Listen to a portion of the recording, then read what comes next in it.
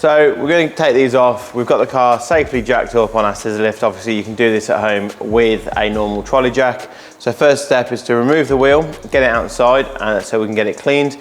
So we're going to take the bolts out, get it outside, decontaminate it, and then we'll show you how to get it ready for ceramic coating.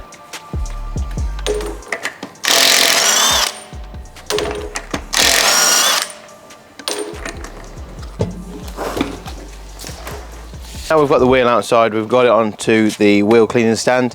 These are available on our website. Just makes life a lot easier being able to rotate the wheel so you can see all aspects of it. First thing we're going to do, citrus the tyre, and then we're going to use an iron fallout remover on the actual wheel itself. Leave that for a few seconds just to dwell before using multiple brushes just to agitate and clean the surface. Get it as clean as possible before we apply the ceramic coating. And spray the iron fallout all over the actual face of the wheel. Clean the face first, and then we'll get onto the barrels.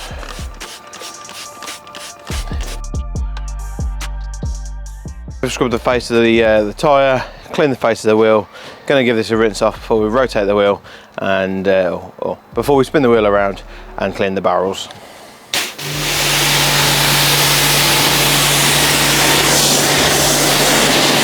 The wheel around, we just got to repeat the process. So again, start off by applying an APC to the actual tyre face. This will just help break down all the dirt, road and grime. Good time to do this now because the inside of the wheel never really gets a good clean.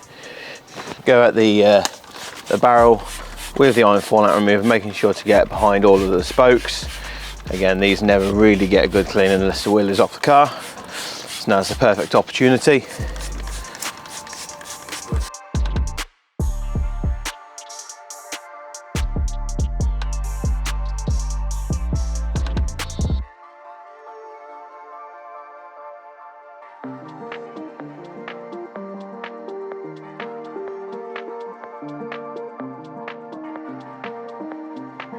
Still use the brush for getting into the backs of the spokes and making sure all of these are cleaned out. The last thing you want to do is put the wheel on and still have some dirty areas that you could have cleaned while you had the chance. The wheel is now inside after giving it a thorough decontamination. For that, we're now going to be using the WaxIsDead Heat ceramic coating. Find a link to WaxIsDead in the description below. So first off, we'll get the face done. We'll do the barrel. We take the applicator, which comes with the coating, and we're just going to apply an amount.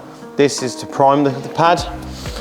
The benefit of having the wheel stand is obviously if we have a starting point, so we know the valve is here. So what we're going to do is we're going to work our way around the wheel, doing the face, and we're just going to start rotating the wheel on this. Obviously, if you haven't got a wheel stand, then just remember where it is you start from. Making sure to get the applicator into all of the nooks and crannies. You want to make sure every crevice and surface of the wheel is coated thoroughly. Once the coating is secured, this will just allow dirt to be washed off, and also brake dust will find it harder to bond to the surface.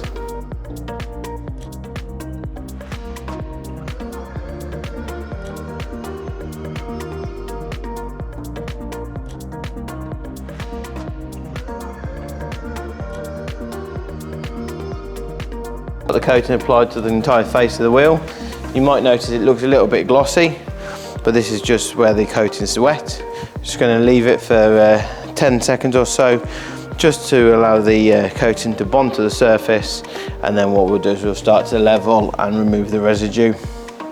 So